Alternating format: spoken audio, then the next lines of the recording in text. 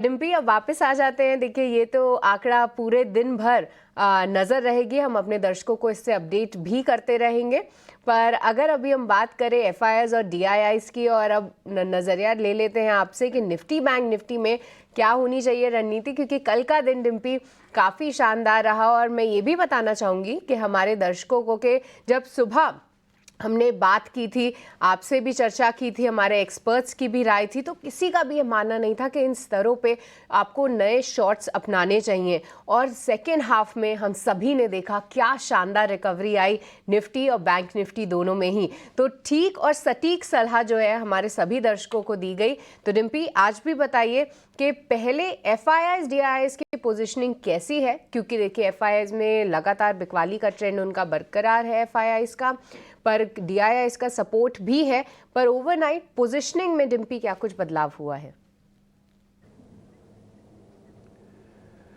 देखिए सृष्टि, कल आपको याद होगा, कल हमने आपके सामने ये बात रखी थी विद एग्जाम्पल, ये बताते हुए कि डाटा को समझने का तरीका ये हो सकता है कि आपके पास खाना बनाने का सारा सामान है, एडिबल ऑयल है, अनाज है, गेहूं, आटा, सब कुछ आपके पास है, बट आपका गैस नहीं जल रहा।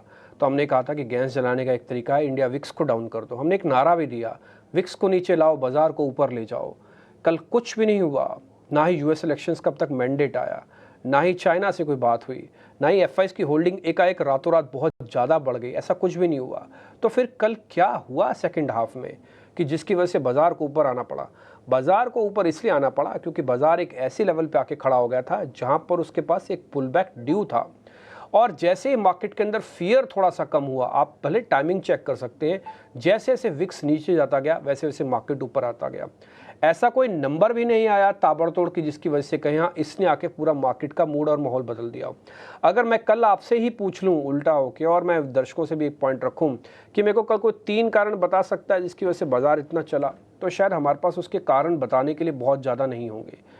यूएस के इलेक्शंस का मैंडेट भी नहीं। हाँ, जो इलेक्शंस की वोटिंग हो रही है, जो अभी तक के रुझान आ रहे हैं, उससे ऐसा लग रहा है कि ये मार्केट के फेवर में जा सकता है। एक ही दिन के अंदर मार्केट ने 3 चीज़ें इंपॉर्टेंट करके दिखाई, 23,800, 24 और 24,200 भी पार करके दिखाया। अब आपने पहले एफआईआईज का क्वेश्चन पूछा, तो पहले मैं जरा एफआईआईज पे आता हूँ, फिर मैं निफ्टी और बैंक निफ्टी को अलग से आज बताऊंगा, क्योंकि हम नई सीरीज़ के अंदर हैं, इसलिए डाटा बहुत इंपॉर्टेंट बन जाता है। पहले एफआईआईज के नंबर पर आते हैं। ये 23% से 26% बढ़े हैं, सिर्फ 3% बढ़े हैं। वैसे अगर देखा जाए तो करीब करीब हम 22 से 26 हो चुके हैं, हम 4% बढ़े हैं। 4% के अंदर हमने निफ्टी के अंदर जो गेन किया एब्सोल्यूट टर्म्स में इन चारों में, तो वो मैं बोलूँगा नेट कुछ भी नहीं हुआ। नेट कुछ भी नहीं हुआ, क्योंकि 200-250 पॉइंट का आपने गोता लगाया और 200-250 पॉइंट वापस ऊपर आए हो। 1 मिनट के लिए आप 3 दिन या 4 दिन का चार्ट स्क्रीन पर डाल सकते हैं, तो आपको थोड़ा और आइडिया लग जाएगा मैं क्या बात कहने जा रहा हूँ। जब एफआईआईज 22 पे थे या एफआईआईज 26 पर है, मार्केट के लेवल्स में कोई चेंज नहीं है, मार्केट्स रिमेन वही 24,200 की रेंज में है। और अगर आप 7 डेज भी देख पा रहे हैं तो आपको माइनस ही ½ % दिखेगा। तो एक्चुअली मार्केट ने कोई बहुत बड़ा गेन नहीं किया, जो लेवल्स को तोड़ रहा था उसको सिर्फ रिपेयर कर रहा है। ये रिपेयर क्या एफआईआईज अकेला कर रहा है, कुछ और लोग भी कर रहे हैं? नहीं, उसके अलावा और कोई नहीं कर रहा। अगर आप देखेंगे, रिटेल ने ना तो गिरावट में पार्टिसिपेट किया और ना ही इस बढ़त में यानी कि पुल बैक में पार्टिसिपेट किया। रिटेल की होल्डिंग कितनी है? 66% है। तो रिटेल रिमेन्स द सेम 66% पे। और मैं अच्छी चीज़ बताऊं कि स्विंग को रिटेल बहुत अच्छे से एब्जॉर्ब कर रहा है। वो एब्जॉर्ब ऐसे कर रहा है कि जब पैनिक आ रहा है तो पैनिक पे माल कट नहीं रहा, और जब हर्षोल्लास का रिकवरी आ रही है तो रिकवरी में वो पागलपन नहीं आ रहा मार्केट के अंदर कि कुछ भी हो जाए। इसलिए कल आप ओपन इंटरेस्ट देखेंगे ना तो 1% भी निफ्टी का नहीं बना। 1 मिनट के लिए दिखाना चाहें तो जरा वो भी आप दिखा दीजिए स्क्रीन पर। ओपन इंटरेस्ट यानी कि निफ्टी के फ्यूचर्स की प्लेट जहाँ पे OI लिखा होगा वहाँ पे आप देखेंगे 1% भी नहीं एडिशन हुआ, जबकि आपने कल 3%, 300 पॉइंट से ज़्यादा का रिकवरी निचले स्तरों से दिखाई हुई है, लेकिन ओपन इंटरेस्ट नहीं है। तो ये चीज़ बता रहा है कि पार्टिसिपेशन बहुत ज़्यादा नहीं हुआ। कल जो हुआ वो सिर्फ और सिर्फ फेयर के कम होने से शॉर्ट्स की कवरिंग हुई है, और ये कवरिंग बैंक निफ्टी पे बहुत ज़्यादा हुई है, निफ्टी पे हालांकि थोड़ी कम हुई है। इसलिए मार्केट के पास 2 चीज़ें हैं अभी भी सृष्टि। पहला, एफआईआईज की होल्डिंग थोड़ी बड़ी होनी चाहिए, अभी भी 26% की होल्डिंग से काम नहीं चलेगा। और एक और मैं बोल दूं, मेरे को ये बताते हुए खुशी तो हो रही है कि 26% की होल्डिंग है, लेकिन मेरे मन में एक डर भी है। ये डर मैंने आपको 32 से 35% की होल्डिंग पे भी बताया था कि मार्केट को आप क्रोसिन की दवाई दे के ठीक कर रहे हो, ये प्रॉपरली ठीक होके नहीं आया अभी भी इसको एवरेज का 20% देखना बाकी रह गया है, जो इसने देखा नहीं एफआईज की होल्डिंग का। ये 22 से घूम के आया है, यानी कि आपने इसको थोड़ा ठीक किया है और ठीक करके ऊपर लाए हैं। बुखार पूरी तरह से नहीं उतरा, अभी भी इसके अंदर अंदर बुखार है, अगर आप अपनी भाषा में समझना चाहें तो आपके मन में ये डाउट रहना चाहिए जब तक हम 24,800 को वापस नहीं पा लेते कि ये जो चल रहा है मार्केट ये सच में बहुत तेज़ है क्या। ये डाउट अपने मन में रखना। ये डाउट का बेस्ट एग्जांपल आप 4 दिन का मार्केट चेक कर लो, आपको दिख जाएगा 24,200। हम दूसरी तीसरी बार अटेम्प्ट ले रहे हैं इसको। ऐसा नहीं कि हमने पास पहले नहीं था, पहले पाया खोया फिर पाया फिर खोया फिर पाया, ऐसे हुआ है 4-5 दिन के अंदर ही हुआ है। रही बात डीआईएस की, तो सृष्टि में डीआईएस के बारे में भी आपको बता दूं, उनकी होल्डिंग करीब 45% है। ये बहुत बुरी नहीं तो बहुत अच्छी होल्डिंग भी नहीं है, लेकिन मैं इसको एक सेटिस्फैक्ट्री मार्क्स के साथ होल्डिंग्स को ठीक बोलूँगा। मैं सिर्फ डीआईएस से इतना रिक्वेस्ट करूँगा कि अगर मार्केट कभी वापस थोड़ा भी झटका लगे तो ये माल बिके नहीं मार्केट के अंदर, ये 45% की होल्डिंग जस्ट की तस रहे, इसके अंदर दिक्कत नहीं आनी चाहिए। क्योंकि मैंने कल भी आपके सामने बात रखी थी कि एफआईज ने कैश में काफ़ी माल बेचा है, बट अगर आप फ्यूचर्स स्टॉक्स फ्यूचर्स वगैरह चेक करेंगे तो वहाँ पर हेज्ड मार्केट है। भाई कई बार रूठ जाता है, कई बार मान जाता है, तो रिश्तों के तौर पर आपको बता रहा हूँ।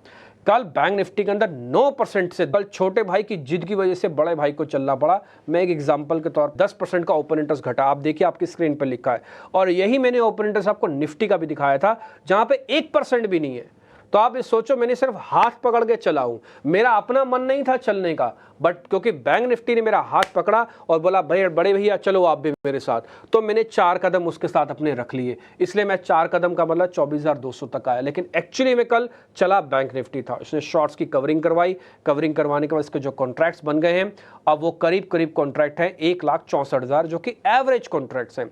ये लाइट नहीं है बैंक निफ्टी। बैंक निफ्टी में अभी भी कवरिंग करने के लिए 13-14,000 कॉन्ट्रैक्ट और शॉर्ट्स के कवर करवा सकता है और ऊपर ला सकता है। तो बैंक निफ्टी ने कल अच्छा पॉइंट क्रिएट किया और एक ही दिन के अंदर 51,000 से 52,000 की जर्नी देखी।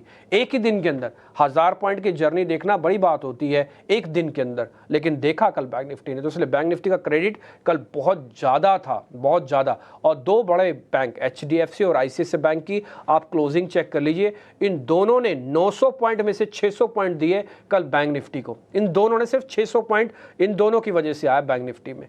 तो ये बात तय है कि जब भी बड़े शेयर चलेंगे बैंक निफ्टी 100% आपको लेवल्स ब्रेक करता हुआ दिखेगा।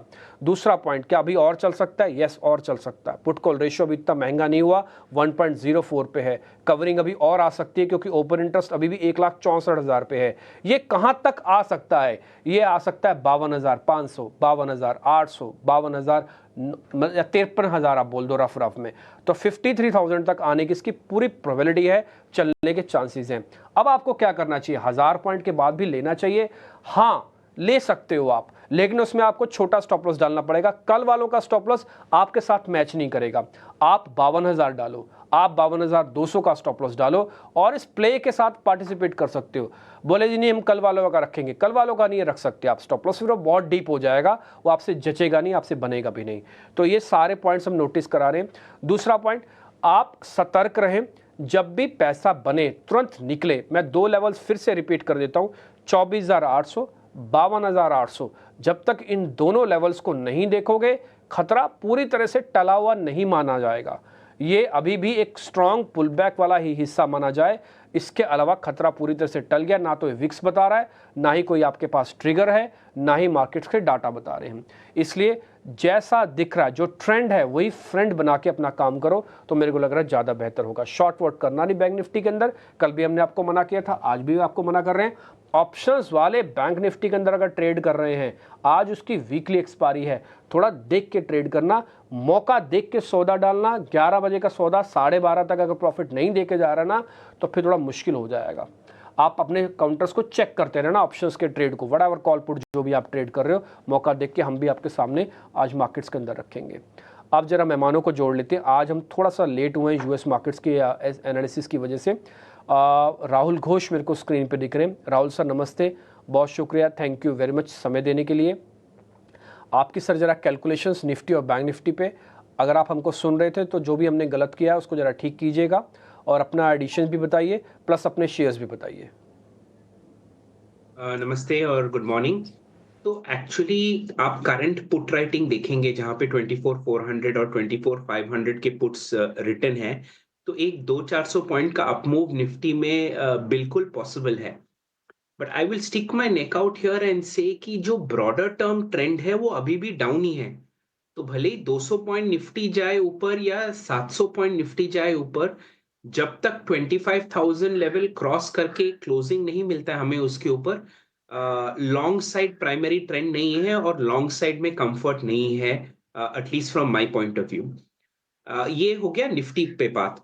बैंक निफ्टी पे yes, there is a possibility of bank Nifty going cross 53,000, 52,200 या उसके अराउंड था लास्ट मुझे जो याद है, 52,250, 53,000 के ऊपर अ fresh set of longs can come about और 54,200 तक जा सकता है, एक 1200 और पॉइंट या 2.5% और।